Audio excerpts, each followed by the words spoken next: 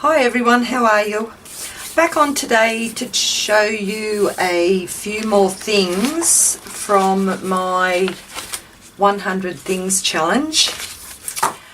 And yay! I'm going to put a few things in here because I'm just going to show you what I've done. The first lot I've got here, I think this is number 10 for me.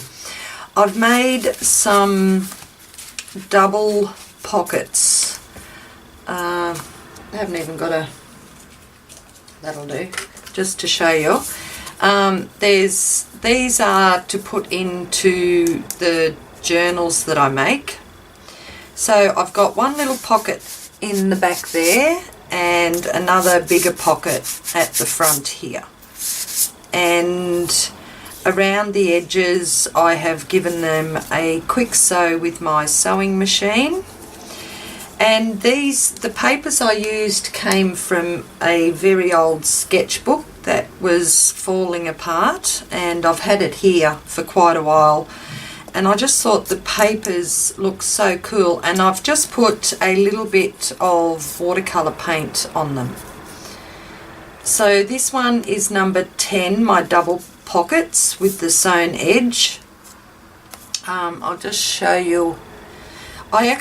This was inspired by another Aussie lady called Ros Jones.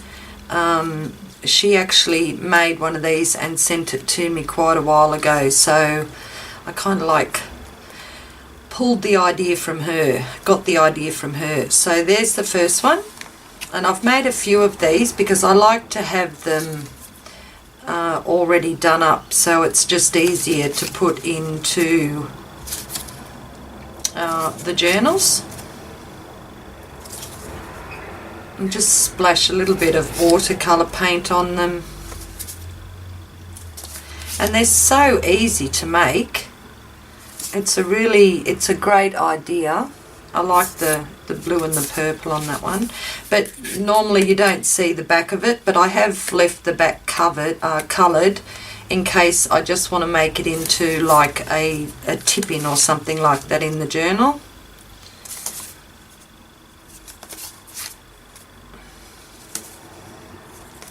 They just turned out so cool, and they're very useful as well.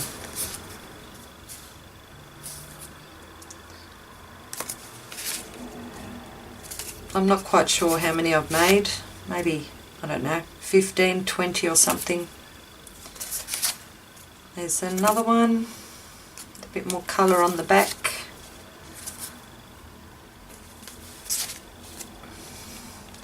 And I finally got my sewing machine to, well, that one's not really good, but I finally got it to give me a decent straight stitch.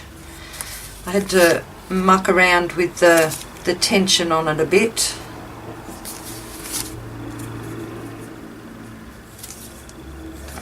And the last one.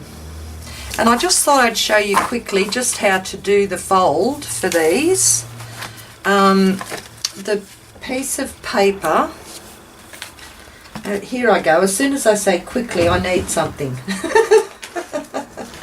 I'm just going to measure it for you.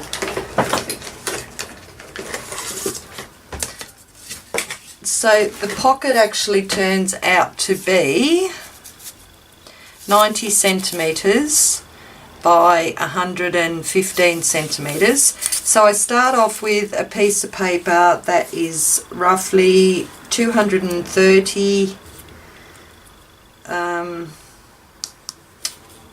millimetres, not centimetres, goodness sake, Wendy.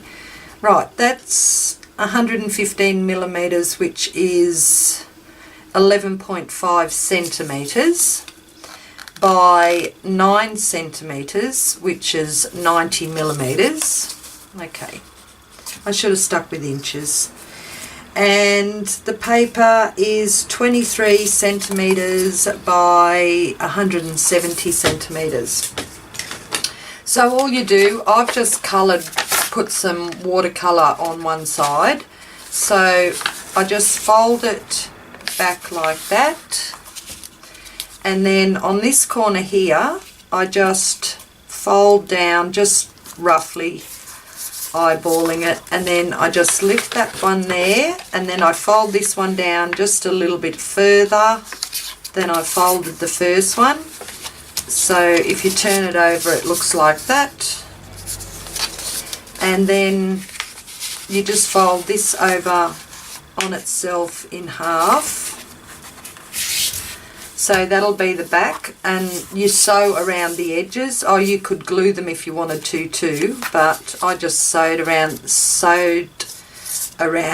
the edges, so that when you sew, you've got one little pocket there and one little pocket there. That is so easy. Really easy pockets to fold. Okay, so that's number 10. Now, number 11, I have made some cards.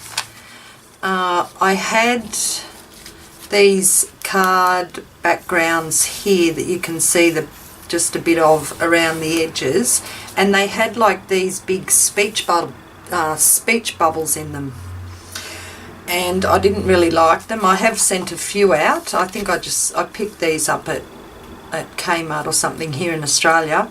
But what I was mucking around a while ago, and I scanned in quite a few of my journal pages, into my computer, and I kind of like shrunk them down a bit, and then I printed them out onto some photo mats, the glossy photo mats. So this is the result of them. So that's the first one. And then I've just glued it down onto the top with some double-sided tape, and they're all blank inside still, so I can use them for, you know, any kind of like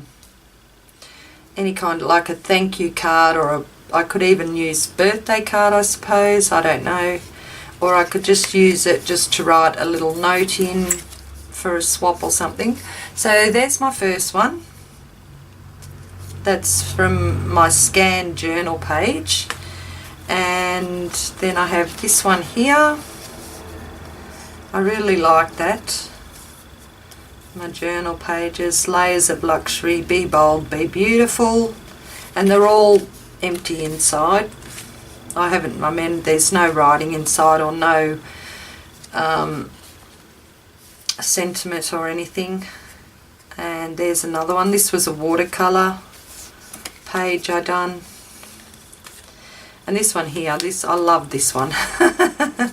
This was a page that I actually done for one of the Aussie travelling journals. Oh my god, and that turned out really well. And there's that one, and the last one I've got is this one here. I think this was a journal page I done for one of Mike Deacon's mission inspiration months. Okay, so that's number 11, my cards from my printouts of my journal pages. Now, number 12, yay! This one I so enjoyed. I finally made some feathers. How cool is that? Oh, for the last couple of years I've seen everybody making these beautiful feathers on YouTube, and I finally got round to doing some. I haven't coloured them. I used the same paper that I used for my double pockets, and like once I put them together, I was going to put a bit of watercolour or something on them, and I thought, oh no, I'm just going to leave them plain because they just look so cool. Look like black and white toned feathers. So I've made quite a few of them, and I most probably will get around to putting a bit of colour on them, but at the moment I've just left them plain because they just turned out so awesome. I did have a mess on my floor after I cut because I did slice a couple of little pieces out of them, but yeah, It was easily vacuumed up. So they just turned out so cool. And the inspiration from this, it came from a lot of people. Rebecca from Dances with Pit Bulls, Betsy Doodle, Pink Poodle, like a lot of people on YouTube. But these are my take on the little feathers, and they've all got the little wire here. And I can't wait to use them in some kind of project. It'll be so cool. So that is my number 12. My feathers, yay! And they look so good. Oh, where are we gone? Look. And that's just the plain, that's just plain paper. I haven't coloured it or anything. Well, it's not plain, it's like a sketchbook, old sketchbook thing. Okay, so that's my feathers, which is number 12. Number 13, I'm going to put this in here because I do like to have a stack of painted papers on hand. So the other night I grabbed the jelly plate out and my brayer and some paint and some old paints. I actually went through, I got rid of 2 more bottles of paint which were really needed to be used, and all I did was just went and put some paint on textbook paper, which are these here. And these papers here come from, they've been gutted from another book because I used the cover for to make a journal, and I really don't like wasting these papers. So I ended up using just some paint on them, and now I've got some lovely painted papers that I can go to if I need to collage anything onto a tag or in my journals or what have you. And I did use the jelly plate as well, but not a lot. Oh, this was just the wipe off from the brayer, and I keep those as well. I like that. That's a really cool. That was from pushing down one of those non-stick mats onto the jelly plate. But I've got some absolutely awesome coloured, all different coloured papers on some textbook paper,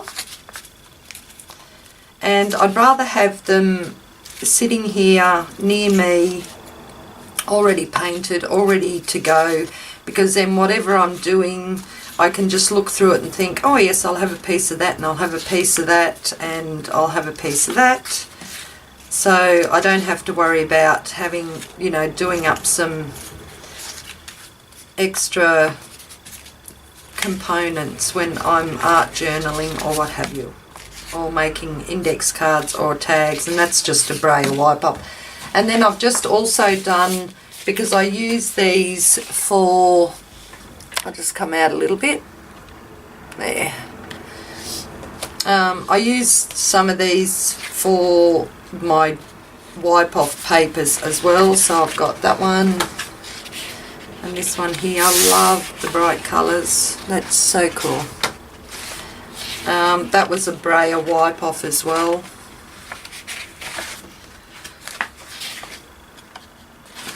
But I'm so pleased, I actually used up two tubes of paint that needed to be used up. And that's the whole idea of the 100 thing challenge, and I really like that. That was just the brayer wipe off as well. What was I going to say? Yeah, but that's the whole idea for the 100 things challenge, is to actually use things that you just have here in your stash already. Okay, so I'm going good. I've got one more thing. The painted papers were number 13, and this one here, another altered junk mail catalogue, and this is number 14. So this one was made the same way that I made the other one from the pamphlet I got. This was that big one that I don't think I've got the other side of it here. I'll just have a quick look. I did keep it, but